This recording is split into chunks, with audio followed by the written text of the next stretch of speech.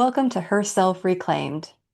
I'm Jennifer Soames, an integrative health and capacity coach, helping women rebuild their energy and capacity so they can make effective decisions, set stronger boundaries, and have sustainable success in both life and in business. Today I'm joined by Tyghan Cinnani. Let me share a bit about her and then we'll get into our conversation. Tyghan is the founder of Goddess Thicc Fit, a mindset-first, strength-focused coaching space where busy moms stop shrinking and start getting strong, mentally, emotionally, and physically.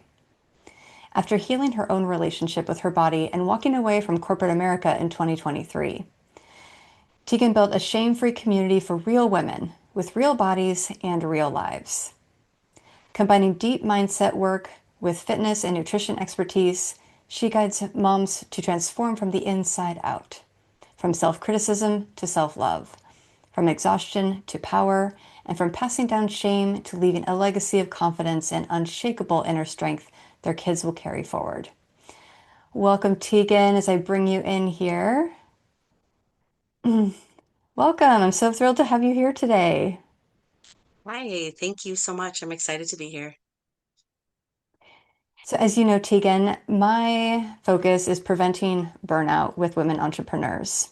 And many in our audience want to avoid sliding down that slippery slope. I admit I'm a little bit older than you, in my 40s now, and a lot of my audience and clients are also in their 40s and 50s, a time when women experience changes in their bodies with perimenopause and menopause, let alone anything related to lifestyle, which I know we'll get into in a little bit. Over the years, especially in my work as a body worker for 14 years, I have heard a lot of women make negative comments about their body, especially when it comes to weight and body image. Your Goddess Thicc Fit philosophy is such a mic drop.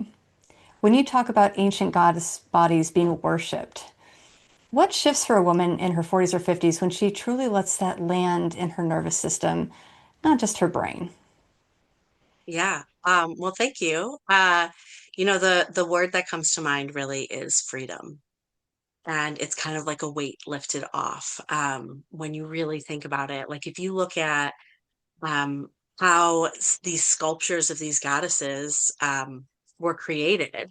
So that's kind of how Goddess Thicc Fit came alive is I came across an image of the goddess Aphrodite. It was a sculpture, and this beautiful worshipped goddess had these curves, these rolls, and cellulite.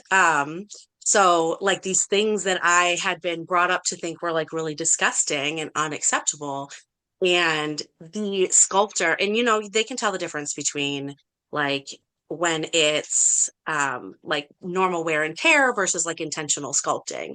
And the sculptor literally spent time adorning this goddess with like cellulite. And so I was like, holy crap, like if this is what Aphrodite looks like, right? Like goddess of love. I was like, what else is like this? So like I spiraled down and I was like, well, what other cultures, what other goddesses? Like, is this normal? Is this like a one-off? And I was like, Venus of Willendorf, this beautifully like voluptuous woman. And then you've got I think it's called like Mother Goddess of Bulgaria. And so it's just like all these very curvaceous, voluptuous, cellulite rolling women and bodies. It was like, holy crap, like if we can, in history, if we could have worshipped these women, like let's do this now. Right. So when you really embody that and you really think about it, it's just like it's this freedom to appreciate your body and to like look at the different things of your body as more of like a badge of honor instead of being something you should be ashamed of. So like for me, when I became a mother, like my body changed so much. Even after like the second kid, it was like it changed even more. Like it got bigger, things didn't go back like the same. And it was just like you're left kind of looking at yourself in the mirror, like, who is this person? And, it took me a while to get where I am today, but it was like, I went from grabbing at myself, being like, oh God, why won't this go away? To now looking at it and being like, man, this belly. this housed two incredible human beings. I grew life. Like this belly that didn't shrink to like a six pack abs, which I don't think I ever had, but like it didn't shrink back to six pack abs. And it's not something to be ashamed of. This is my badge. This is my, like, I'm a friggin' warrior goddess. I carried life inside me. So, once I started to embody that, it was just like, wow, like, the world becomes like, it's like somebody lifts the veil, right? It's like somebody Mm. turns on the light, and it's just you have this freedom to like love yourself and accept yourself and to do things for your health, for your well-being, that are from like love, instead of being so punishment based, which is at least how, many women that I've spoken to and how I was kind of raised, is like, when it's not perfect, if you don't fit into this one specific mold, then it's something to fix. And now it's like, no, this isn't something to fix. This is something to honor. Like, hell, we worshiped those goddesses. Let's worship us. Such great points. And yeah, it's that sense of just like, like that freedom, that relief that it's like I Yeah. don't have to try to fit myself into a mold that doesn't fit who I am. And instead to really embrace essentially it's like that divine feminine energy, right? Like Yeah. that's what we embody in this body. That's what embodiment is, right? Is to live Right. that. And I think back to back in high school when we learned about Renaissance art, and then later as an adult going to Florence and being in Uffizi Gallery and seeing all these amazing sculptures and paintings and seeing like Venus of the shell. Here's Venus, like Mm, another goddess, right? And all these, like you said, these pieces of art that now we yeah. go and we pay money to see, whether, we can do it in person or we can see it in books or, documentaries. We can see that if we don't have access to traveling, but we can see how these women with shape Mm, were the epitome of beauty and mm. also seen as healthy, right? And it wasn't, now we equate weight with health, which, I mean, for those of you who want to get off, like really go off on Yeah. BMI, like listen to my Yeah. interview with Sojourner Vermuri. Go back and listen to that because she is a metabolic specialist. She and Mm, we debunk BMI, so we won't even get into that yeah. here. But Yeah. yeah, we Not can created really by a start. doctor. Yeah, right. And a man too, right? Yeah. Um, yeah. And there are so many women who I feel like they are failing in some way Mm, because they don't look the part. And especially thinking about like yeah. entrepreneurial women who we're supposed to have all our shit together, right? Like we're supposed to, be superwoman essentially, especially for those of you who are also moms on top of it as part of all the hats that you wear.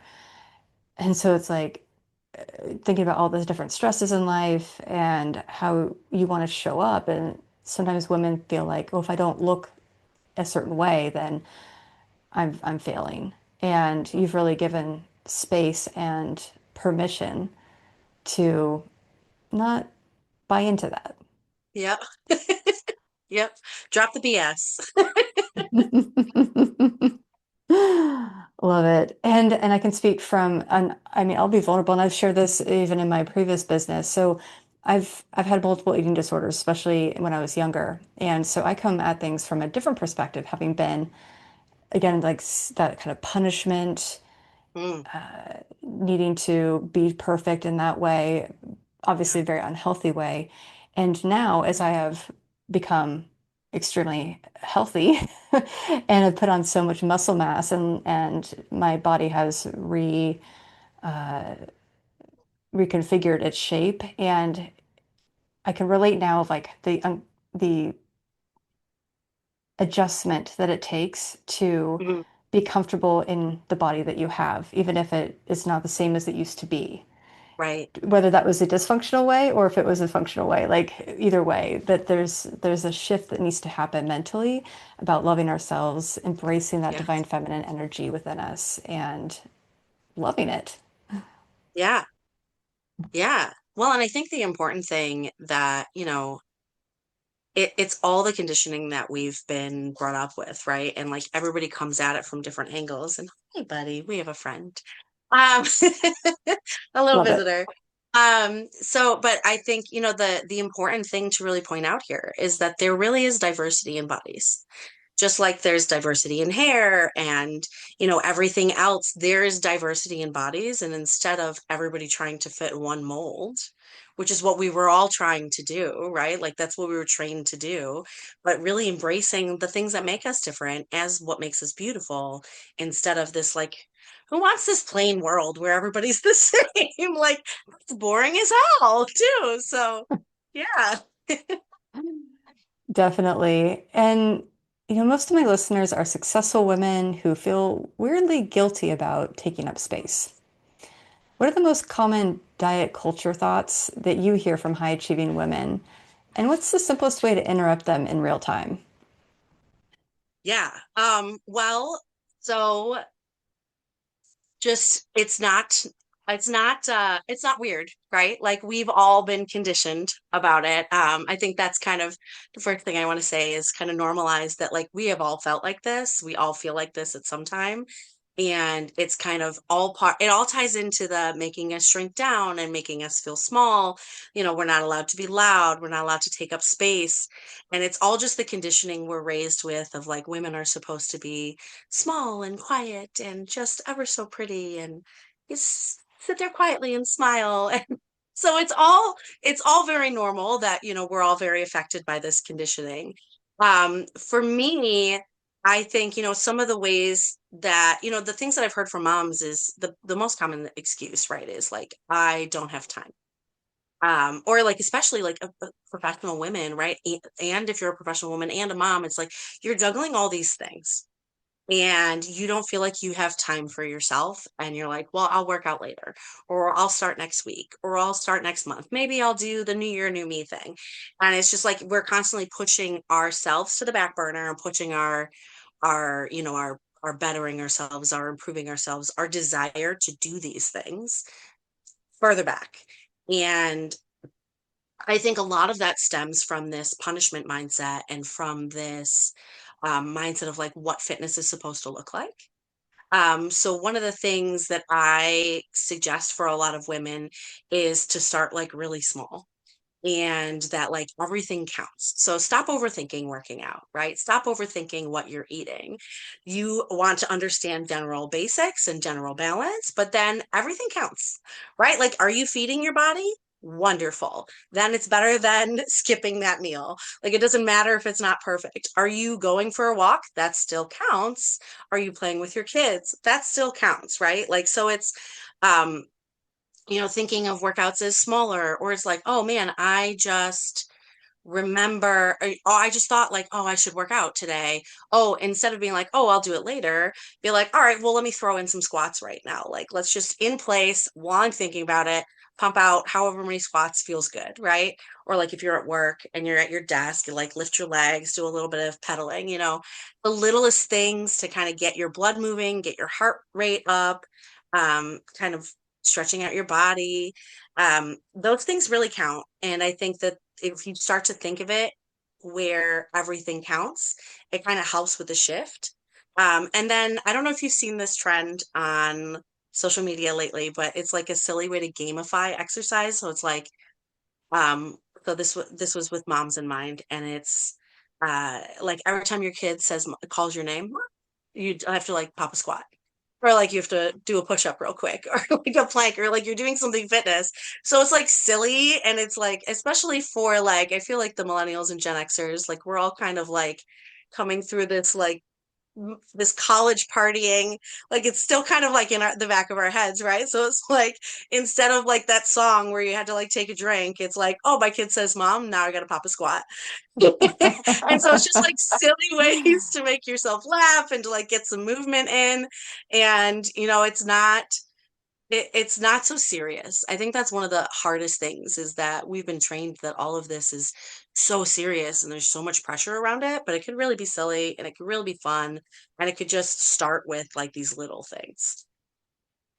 Absolutely. So it's really this mindset shift of making exercise or what you're eating like such a big deal. Like it takes the weight off of it. It takes the overthinking away, which, like, ladies, if you're listening, if you notice that you're overthinking these things, like this is for you. Yeah. And to break it down into smaller pieces. And when I went through my health and well-being coaching certification with Duke, this is exactly what I did with clients too, is piecing down action steps into things that were meaningful as well as really achievable for people that made sense to their real busy lives. And Yeah. I think people think it has to be this huge thing, and it really doesn't. And it can still be fun. Yeah. For me, I mean, there are lots of things that I do for my fitness and my movement, but one of the things that I love doing is dance fitness. And Yes. so, like, I have music on all the time pretty much. And Hmm. I know a lot of the choreography. I dance with Shine Dance Fitness. And I will just like I'll be in the kitchen and I just dance to a song because I know the choreography. And so it could be Yeah. something fun like that. Like you just do a Yes. song, 4 or 5 minutes, boom, done. And it's Yep. fun. It changes your neurochemistry. It releases those endorphins, the dopamine, serotonin, all that good stuff. And yeah, it doesn't have to be so heavy and so big. Yeah.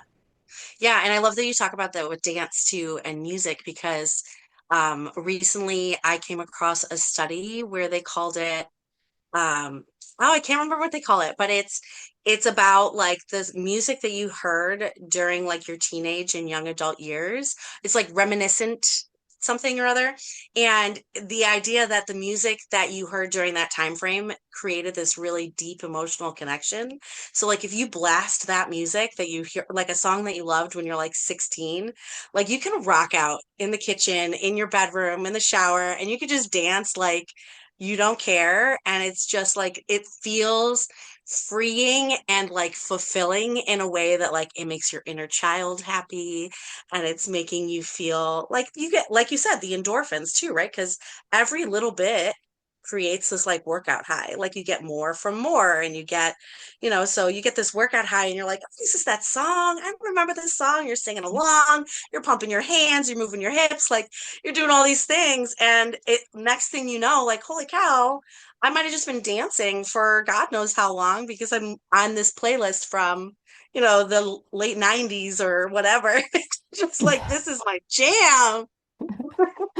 Totally. And it energizes you totally. Yeah, So, we like feeling that mid-afternoon slump, it may be time to just put on some music and dance and just have some yeah, fun with it. That's why I do dance fitness is because it's just fun. yeah, Exercise is great, but it's just fun. And then, I yeah, do weight training and yoga and things like that too, but there's different intentions with each one. right. And yeah, similarly, like I create little micro movement, little videos for my clients so that they can have a little nervous system reset, bring in some movement because we can't just think about Love it. We that. have to move and be in our bodies. And so just having even 5 to 10 minutes to just Yes, move your body in a way that is meaningful, that has some kind of benefit is so powerful. And it doesn't have to be a big hour-long thing if you don't want it to right. be. Right. You don't have to go work out at the gym with all the gym bros for an hour and a half. It's just to get fit, just to Yeah, feel good and capable. Yeah. yeah. And if you want to go work out for an hour and a half in the gym, Right. great. I mean, You've got that, go do it. yeah, totally. Right. But As yeah, long as this, it's coming from a place from like I'm doing this because I enjoy this and I love this. That's my yeah, biggest thing, right? Like is where let's get away from the I ate a cookie, now I need to burn X number of calories. Like, let's go to yeah, the gym because we like it. Let's stay there for a really long time because we're like, oh, yeah, I'm feeling it. Like, let's get that workout high going, but let's not do it because we think we deserve the punishment for it. yeah. So been there, done that, where I used to like, oh, I Right. ate this today, so I have to do this exercise, even though I'm really tired and I really don't want to. Like this is back when I had chronic fatigue syndrome and you Mm, really had to limit how much physical activity I did because I would crash for 3 days yeah. afterward. Ooh. And so, but there would be this punishment aspect of like, oh, I have to do it. And I didn't like going to the gym, A, because I would be down for the count for 3 days and I could only go Mm, once a week.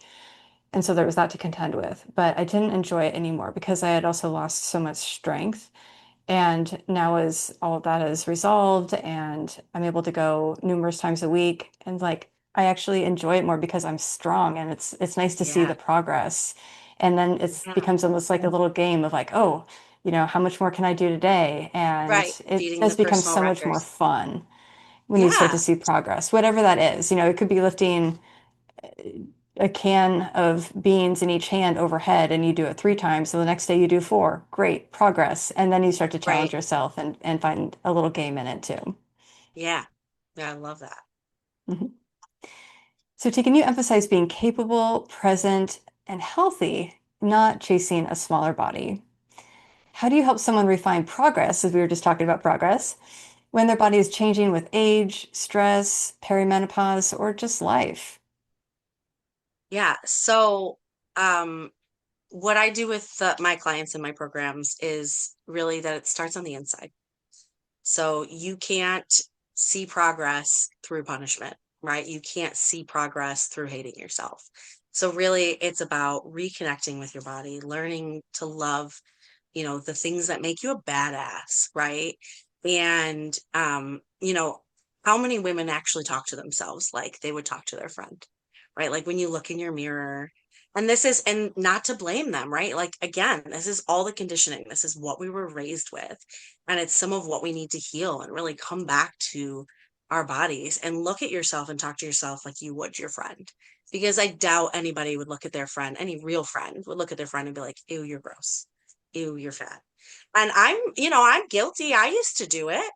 And it took me a lot of healing of like really learning how to talk to myself. And it starts out, you feel kind of awkward, right? Like you start with like affirmations and just with like compliments. And it's like it feels weird and you're like, I don't know if this is gonna work.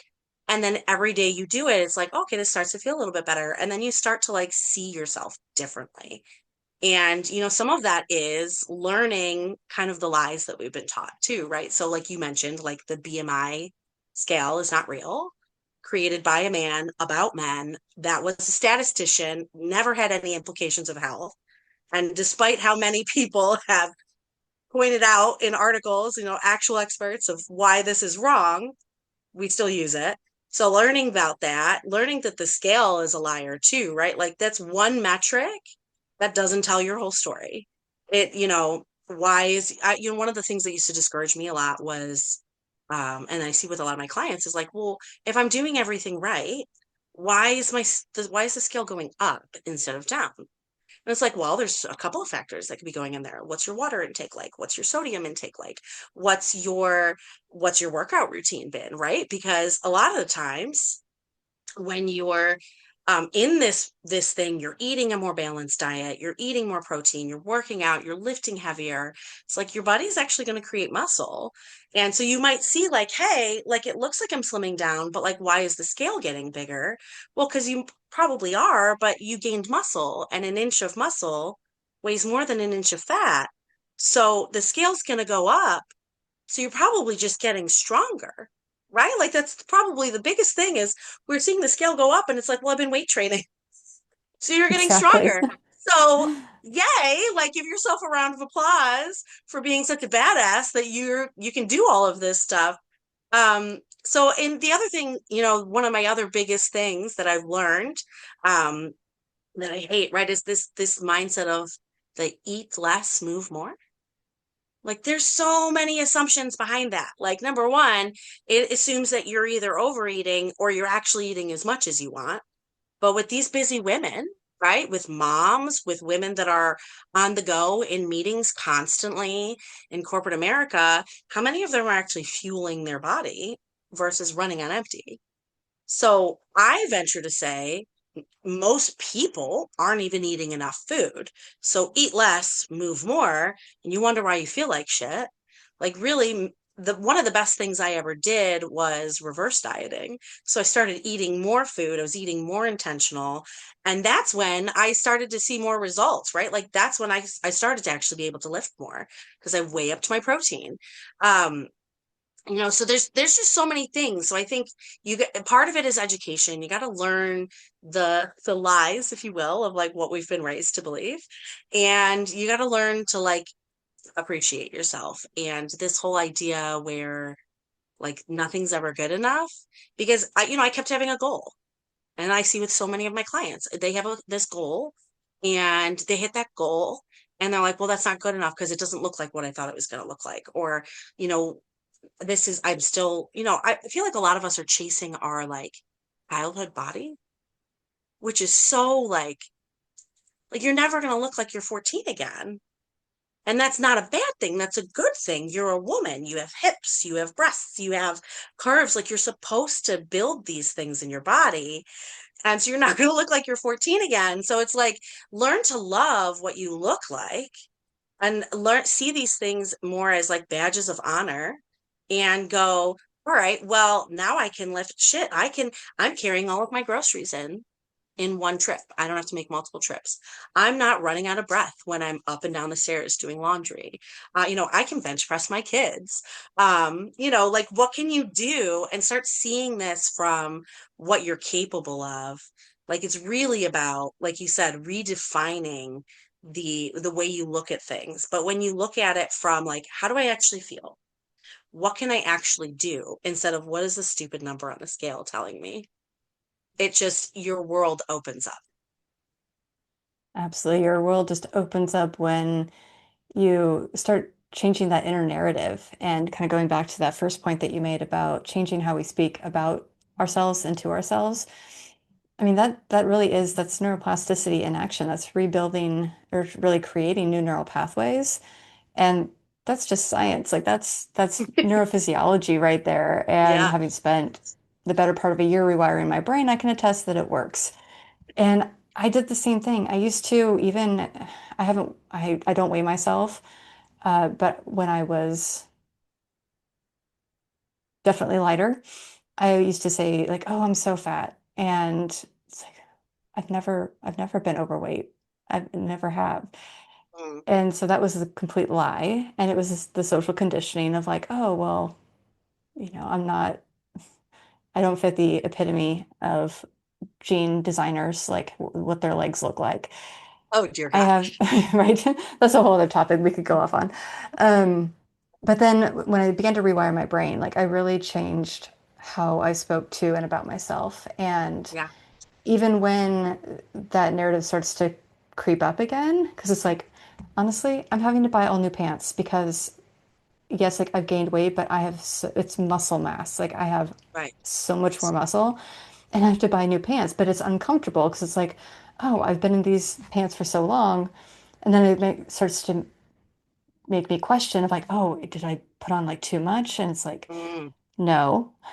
And I look at all the things that I can do. I just increased my leg press even more at the gym in the last few weeks, right? And I have so much more capability than I've had in over 8 years, Yeah. especially having been disabled for 6 years. So, minor details, but it is changing that narrative and going like, wow, like, damn, look at what I have achieved. And to shift that narrative into, Yeah. again, thinking about the progress, the functionality, and how Yeah. much that I can do. And like you said, it's like bringing in the groceries in one trip as opposed to making a trip for each bag. Yeah. It's really acknowledging those things, celebrating them, and then being able to really appreciate this body that we get to live in for this life. Yeah. Oh, I love that. Appreciate this body we get to live in. Yeah, that's beautiful. And it's not to say that these thoughts aren't going to ever creep in your head, right? Like you can do Definitely. all the work in the world, but the work has to run just as deep as the conditioning, right? And a lot of us, if you think about the first time you ever heard somebody make a comment about your body or somebody else's body. Like I think I was like 8 and I had started sports and people are like, you're eating more. You better watch out. It's going to catch up to you. Like, I was constantly, and I'm this tiny little girl, nowhere near puberty yet, at least for myself. And it's like, I need more food because I'm expending more calories out needs to come in, so it's like these things so this conditioning runs really, really deep. And some women hear these things even younger than that, right? Like it starts like as far as they can remember. So like these things are going to creep in your head. But I think the important part for women to know is that yes, these thoughts might creep up, but it's your ability to turn them around. and your ability to turn them around more quickly and with more ease. So even on a bad day, or like, for women that are still getting their cycle, or actually, I mean, even in perimenopause, right? Like it's all out of whack. Your hormones are out of whack. Your body's doing weird things. And you're like, this is a new level of like, I don't even understand what my body's doing. Like it's worse than puberty in some ways. And you're just like, but if you can look at it and you're like, okay, like what does my body actually need today? Because that's the other thing, is we've been taught to ignore our bodies and to not listen to ourselves when we really need to. And this is where the connection comes into play. Like you need to reconnect so that you can trust your body, because you do have this intuition. Your body's going to tell you what it needs. And sometimes you're craving chocolate because you actually need like the magnesium that's in the chocolate, or like iron, or so you have these cravings because your body's like, I need this hit fast. And it's when we do all this restriction that we find ourselves going too far on it, versus like if you just honor your body, or like you honor yourself when you're in like a phase of like, I feel heavy and I feel sick and I don't want to move and my body is like achy. Well, it's like, okay, don't go to the gym. Like that today's not the day to beat your personal record. Today is the day to do some yoga, to do some stretching, to do a meditation, some breath work, like the things that help your body to kind of release the tension, but also like connect and just honor what it's capable of, instead of all of this like, go, go, go, gotta keep going, gotta do more, gotta do better. It's like, no, like turn it around. And the more you work on it, the easier these things become to like remind yourself, like, I am a badass. I am a friggin' goddess, and I can honor what my body needs. My body knows. I know. And today I need a stretch. Today I need some rest. And there's so much power in that. And your body will, when you actually honor it, like it starts to thank you. And I think that's the thing that like people don't realize too, that like it's gonna thank you when you start honoring all of these pieces of it. Your body thanks you when you start honoring it. Absolutely. And I cannot agree with that more, especially listening to our bodies, like really listening. And that's one thing I do with my clients, is really get them out of their head and into their bodies, Yeah, because we tend to live as a society from the neck up and in our heads. And when we start to really get into our bodies and to pay attention and to listen, and it's a skill, right? Some people yeah, have more of that from the get-go. Some people need to develop that more in time. And yet, I know the more that I have respected my body and to listen, and rather than constantly push, I'm in a much healthier space, physically, mentally, emotionally, all of that. And yeah. I talked with Sojanya, who's this metabolic specialist, and I think it's episode 2. So for folks listening, if you want more about BMI and hormones and everything, like go check out that episode. It's really powerful. Because Sojanya is really, she's an expert in metabolic health and hormones and things. I'm an expert in having lived with hormone imbalances for over 12 years. And so Mm. from a lived experience, I know it quite well, though I'm not a professional in Yes. that realm. So disclaimer. But also like as women, our bodies, whether we're cycling still or not, our bodies are not meant to push all the time. Yeah. Right. So based on where we are in our hormone cycle, especially if we still have a menstrual cycle, in our luteal phase is not the time to be going all out at the gym.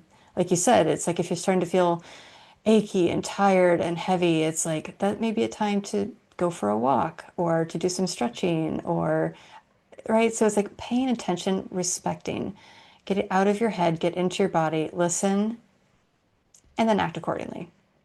Yeah. Yeah. And so for our audience, busy women entrepreneurs, and a lot of my audience are already like pretty in tune with health and wellness things, but there's always life that happens. And sometimes we just get off track, and it might take people a little while to get back on where they want to be. So Yeah. let's talk about the 5-minute workout. For a woman Yes. who is busy, tired, and not interested in some kind of fitness personality transplant, what does Yeah. a realistic minimum effective dose week look like? And how do you keep it from becoming just another thing to fail at? Yeah. So kind of what we started talking about before. Everything counts. Start counting everything. and put a little less pressure on it. So, one of my major pillars from my business is the 5 minute workouts. And that's because, 5 minutes sounds a lot more doable than even like a 20-minute workout, right? Like, I remember being, even when I was in that punishment mindset and I was like, I need to work out. I need to do this. I need to punish myself. I ate whatever I ate, or, my body isn't perfect. And it was like, I need to work out. And it was like, oh man, but I'm so tired. Do I really want to do 20 minutes? It's like, oh, here's a 45-minute workout. Oh, here's a 20-minute workout. It's like, I guess I'll punish myself. I'll suffer. But it's like, why? Don't do that. Start with 5 minutes. Just start with 5 minutes. And if you feel motivated after that to do another 5 minutes, great. If you don't, you got in 5 minutes. And that's 5 minutes that you've done more than the version of you that was sitting on the couch, right? So it starts with something really small.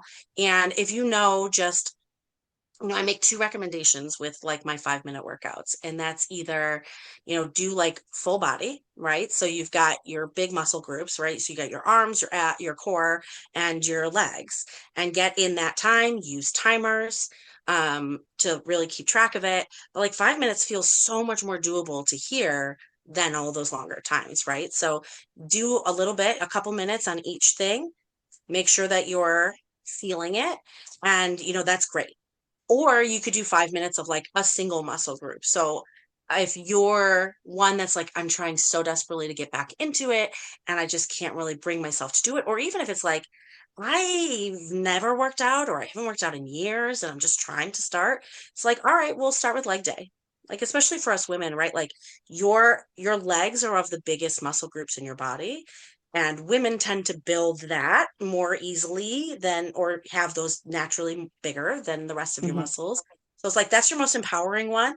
So do whatever makes you feel like a badass. Or like maybe even for some women, it's like doing the arms makes you feel badass because you want to be able to like fight somebody, like, so do what makes you feel like a badass for 5 minutes, switch it up, do like 2 to 3 moves for those 5 minutes, and then go from there. And it's like, if you do feel motivated, you can add more. So like, let's say you did just arms or just legs and you're like, okay, I think I could squeeze in another 5 minutes, move to your core, or something else. But do the things that like make you feel like you're badass and accomplishing something. And you can build up a sweat in 5 minutes. You can get your heart rate up in 5 minutes. You can get that warm feeling in your muscles and that like workout high with just 5 minutes. And then you can build off that. And like you were saying earlier, like if it starts with like lifting a can of beans, and then the next time you can lift 5 pounders, or if you're lifting, like maybe you're starting real heavy because you're like, well, I really want to be able to. So, like for me, it was like, I want to be able to do stuff with my kids. I want to be able to pick my kids up and run with them if I need to, right? So it was like, all right, I want to be able to bench press my kids. And that's an ever moving target, right? So it's like I'm getting stronger naturally by them growing. So my little one is almost 40 pounds now. And I'm like, look at me bench pressing this. Like it's nothing. Whereas like a few years ago, it was like, I need to only use 5 pound weights because I'm supposed to look dainty and demure, and that's what you're supposed to be. And now it's like, no, I want to be a friggin' badass because I might have to fight someone for my kids, right? So I got to be ready. Maybe that's just me. Maybe I'm a little crazy with that mindset, but it's like I want to be prepared to do that stuff. So it's like, and that's honestly, it's also a great opportunity for those stay-at-home moms or for those working moms that are like, I want to make this, I don't want to miss out on time with my kids. I don't want to miss out on the connection. So it's like, we'll pick them up, put them on your back, do some squats. If depending on where your kids are at, right? Like you might not pick up your 150-pound teenager if that's the first time you're lifting, but maybe you can, your teenager that's 150 pounds, maybe they can do it with you. Turn it into a game. What teenager doesn't want to beat their parents at something, right? So like gamify, do these little things. And if you start with 5 minutes, especially if like you're doing it with your kids in some way, shape, or form, that's also going to motivate you to go on. You're setting a great example for your kids, showing them what healthy looks like, showing them that this isn't about like the dieting, right? This isn't about the I'm not eating that cookie because I'm trying to be good. This is, hey, let's go for a run together. Let's get on the bikes together. Let's do some squats. How many squats can you do? How many squats can I do? Like just these little fun things. And I think we have this tendency because of this conditioning that we're supposed to do so much, or fitness is supposed to look like a specific thing, that we're like, well, what am I supposed to do? What is my plan? How many days a week am I supposed to work out? And it's like, well, they recommend X for this many, blah, blah, blah, right? Like they've got all the numbers that they recommend, Hmm. but it doesn't really mean what we put it to mean, right? It doesn't mean going to the gym and lifting, whatever, or this many times a day, or running this far on a treadmill. It's everything, because it's about your heart, it's about your joints, it's about your muscles, and it's about just kind of the balance of all of it. And so like people are always like, well, how many times a day am I supposed to do it? And I'm like, well, so how many times a day are you working out right now? It's like, well, I'm not. Like, okay, we'll start with one. Go from there. Or if it's like I'm 3 days a week, great, that's a great start. See if you can get in another one. Get in a couple of extra squats. Can you push it a minute further? Like just like these little mile markers, instead of like this, like I have to go from not moving at all to now I am this skinny mini, I'm bikini ready and blah blah blah. Wear the damn bikini, right? Like we're all beautiful. This body, your diversity is what makes you beautiful. Wear the damn bikini. Do the squats with your kid. Make a game out of it. And I think it's great because I went from this mindset of like punishing myself, and I always wanted to set an example for my kids. But the way that I set the example now is very different. So instead of them watching me exercise, and yeah, maybe like joining in, like, because they did and they still do. I have little weights in here, and they'll pick up like my little fabric 1 pounders that I have on my little tower here, and they'll do that while I'm picking up something heavier sometimes. But it's like they learn by example for everything. So if you can show them that it's not just this one thing, then imagine the relationship they're going to build with their bodies and with fitness and with food and all these things, just naturally, instead of, well, we were raised with, are you sure you want to finish that? Are you sure you want seconds? Oh, you better finish the food on your plate, but are you sure you want to eat all that? Like we had all this confusing information thrown at us. So Yeah, love all of those points. And, 5 minutes, most people can find and make, it's not about finding, but it's about making 5 minutes work for you. And I was just thinking about the music again, because most people, when they work out, they listen to music. Not mhm. all. Some people prefer podcasts or silence, whatever you want. Movies. Yeah. But I was just thinking of like what came to mind, honestly. So in the 90s, Madonna's 4 Minutes with Timbaland and Justin Timberlake. Oh 4 minutes. And I yes. remember in a fitness class, and we did abs to that song with like just four Oh yeah. minutes. And so it's four like, minutes. Yeah. I can one up you. I can do 4 minutes. So just put on Madonna's 4 minutes, do something, and then maybe the next thing, find a song that's 4 minutes and 30 seconds, and then 5 minutes. And you can even just, Yeah. if music inspires you, then you can use that as something to make it fun. Or like as you bring in your kids, total great time to not only bond with your kids, but also embarrass them, right? Like dance with them and like create a little Yeah. routine, right? Like we've all seen viral videos of like parents with their kids and they create a routine, and especially dads and daughters, like super cute, Oh but it doesn't even yes. matter. Right. Um, Now it's like core just memories. yeah, exactly. Yeah. And yeah, definitely the challenge part. So for a lot of my audience, have older kids, some of them are empty nesters, but you can still make things a challenge. So even if your kids are like in college and maybe they're working out, or maybe you challenge them like, "Hey, I'm going to do Beat me. 10 push-ups this week. Yeah. How many can you do?" Right? Yeah. And so no matter how old they are, you can make it fun. You can Yeah. create a game out of it, or even with a partner or spouse, you can make a little game or wager on it of some sort. Yeah. So it can be fun. It doesn't have to be punishment. It doesn't have to Yeah. be such this Doesn't have to be so heavy, big deal. serious. Yeah. Yeah, it's the seriousness, right? Like we've been taught that it's so serious and it's so high pressure. And it's like, doesn't really have to be, doesn't really have to be this high pressure. And I love the thing that you said about the music too, because it's like that can be, or like you said, like a podcast. Like maybe it's a podcast that gets you like hype, right? Or like a song that's like, this one gets me like feeling pumped up. and or like an action movie. So like one of the first gyms I ever joined was, I think it was like an LA Fitness when I lived in Nashville, and they had like, they called it the cardio theater, and they would play like action movies where the treadmills and the ellipticals were, so that you could essentially lose yourself in the movie. So like, and they would send out like, this is the movie schedule for the week. And it's kind of a silly thing. And you don't really need to spend up to 3 hours on a friggin' treadmill.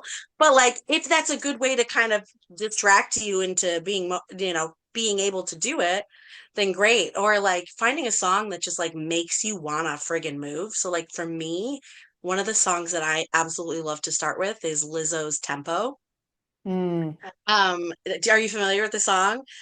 So Probably. I'm especially moved by About Damn Time because I would get my yeah, dance on with that one. it's about damn time, right? Well, and tempo is great because she's like, I'm a thick bee. I need tempo. So it's like, yes, this is like the thick girl anthem for me. So I'm like, yes, let's get thick, let's get strong.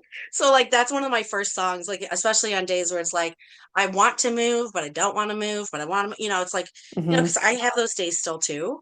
Yeah. And there's a difference between honoring your body and making an excuse. And when you get to a healthy point, you can tell the difference. Um, And so it's like, all right, I want to move. I want to do something. I'm going to turn on Lizzo. And then it's like, yeah, all right, let's go, Lizzo. And I'm like, all right, let's do more squats. Ooh, I want to do a couple more because Lizzo's singing my jam. So yeah, it's Hmm. doing those things to really get yourself pumped up. Definitely. Love that. Yeah, whatever gets you just going and fires you up. And, or, if you need to mellow it down, like you can also mellow it down. So if you need Yeah. to do something slower, something a little more just low key, like you can also adjust accordingly. Hmm. So figure out where you are, like listen to your body, and you can plan around Exactly. that too. So it's okay if you need to mellow out a little bit too and still move your body. 100%. So Yeah. Yep. wherever you Mhm. are, just meet yourself where you are. That's the important thing. Yep. And Tibetan singing bowls. That's my favorite thing to do for like a deactivation day or like a meditation day Mm, or like a yoga day. That's like turn on my Tibetan singing bowls, reset my nervous system, and just do what I got, whatever the day is calling. But yes. yeah, yeah, I love that too, for sure. So we're getting down into our last few questions here. And you left corporate America to build an inclusive, judgment-free community. What made you realize community was the missing piece and what actually helps women feel safe enough to show up as they are, even on those like, don't even look at me days? Yeah. Um, well, so I will say I left because I was in a really toxic, burnt out situation.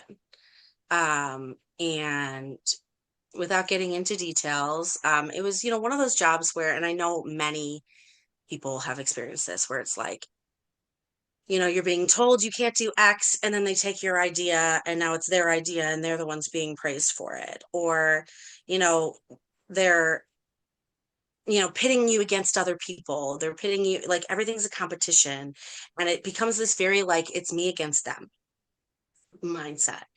And that never feels good, right? I mean, even if you enjoy a little competition, like that kind of thing where it's like you're on edge, your nervous system is just like completely spent, and you're like, I don't know what today's going to hold, and you're like dreading.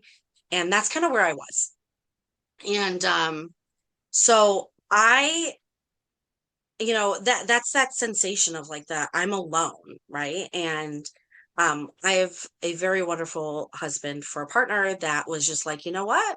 You've been the one carrying this, burden for a long time. Let me carry it for a while, and you can do, what you want to do. So, one of the things I wanted to do is spend more time with my kids. So I'm lucky enough to be able to, do some stay-at-home momming. And then I started this business, and it's evolved over time. And the community is such an important aspect because we really aren't meant to walk the planet alone. And as a mom, you hear, again, we get a lot of this conflicting stuff, as women, as mothers, but you hear this, well, it takes a village, but then it's like, well, where's my village? But when you have women that are going through all of these things with you, especially, and again, like my experience and what many of my clients and some of my friends have experienced is like, as you've stepped into motherhood, you've been isolated more from people, from society, from everything. And you've got these new set of rules that are even more complicated than the ones you had before. And it's just like everything's been about like putting you in a box by yourself. But when you have like, I mean, it could be anything, right? So, I talk a lot about fitness and like mindset stuff, but also like when it's just raising your kids, and it's like, man, like I was the first one of all my kids or of all my friends to have kids. And so I didn't even know like I could talk about these things with my friends. And then I remember one of the first days I was like, I really just need to complain. And, this friend I'm thinking of, she's got a kid who's, I think she's about a year younger than my older one.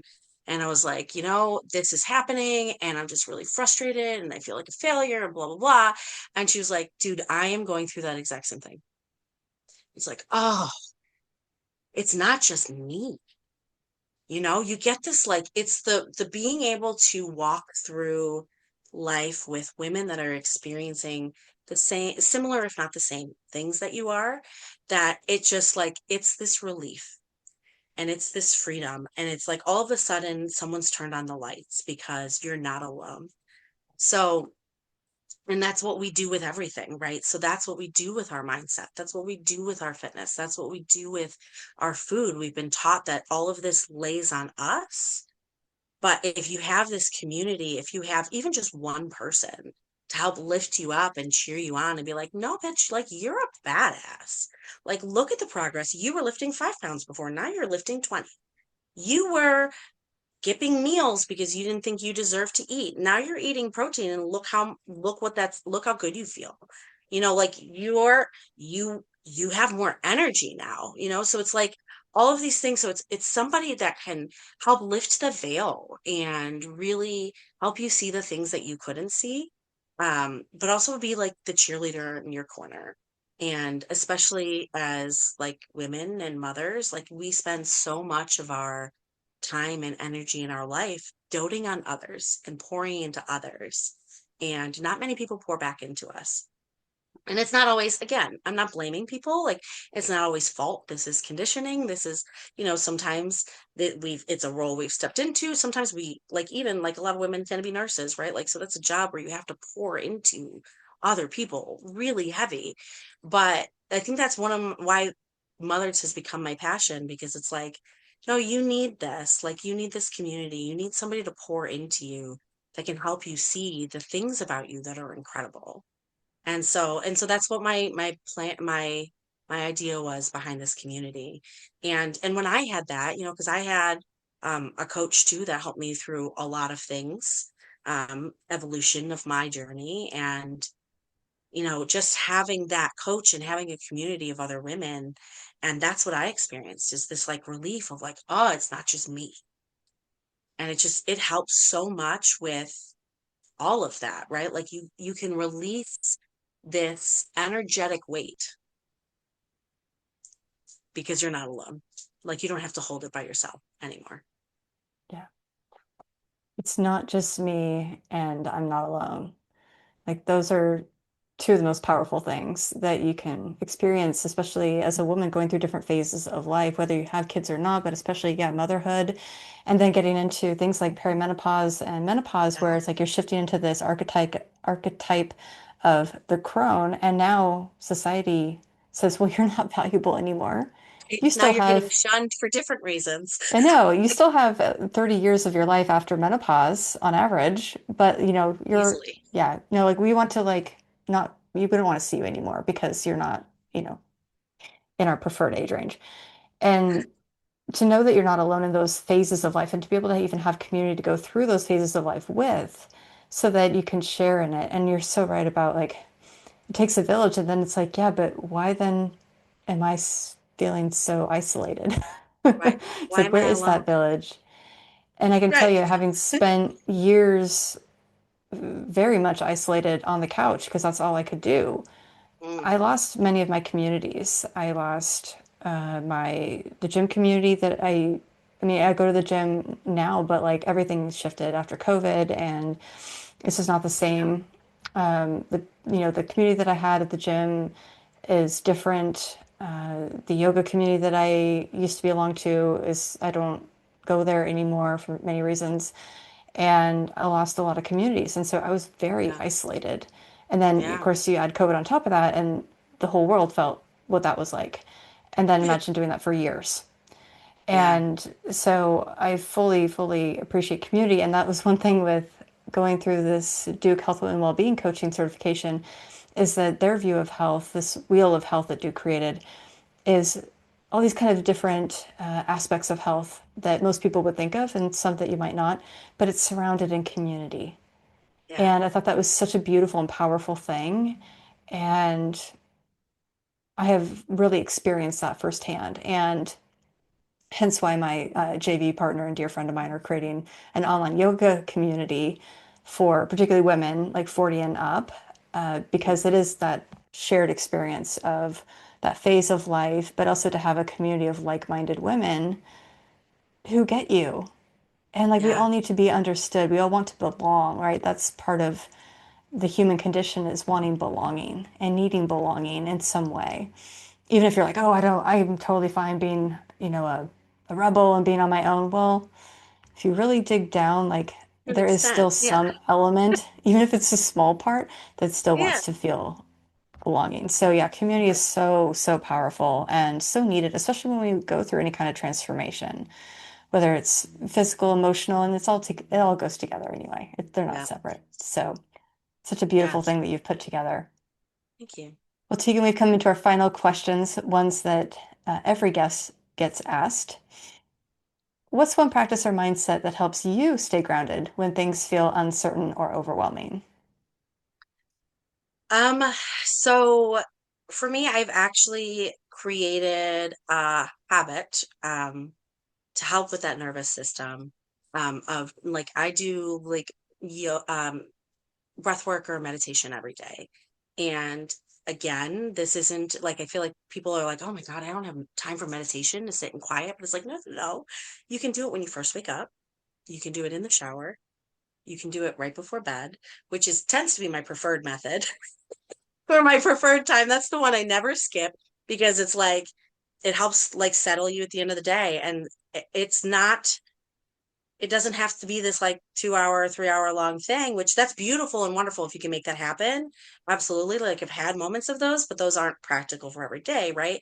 But like literally just if it's just a couple of minutes when you close your eyes before you fall asleep and just paying attention to the breath and connecting with the different parts of your body and just like doing a scan of your body of just like from your toes to the tip of your head and down your arms, right? Like, and just feeling like the blood and your heart rate through all of that and just creates that connection with your body. It brings it all back in. It helps regulate and kind of like de escalate the stresses of the day. And I kind of like I live and die by that. That is the last, even if it's like literally 2 minutes, because that's as long as I stay awake during it, like you've done it for 2 minutes. And it's creating that connection and being able to have that habit um to do that daily or even just a couple times a week, right? Like, because I don't expect that people are going to start there, right?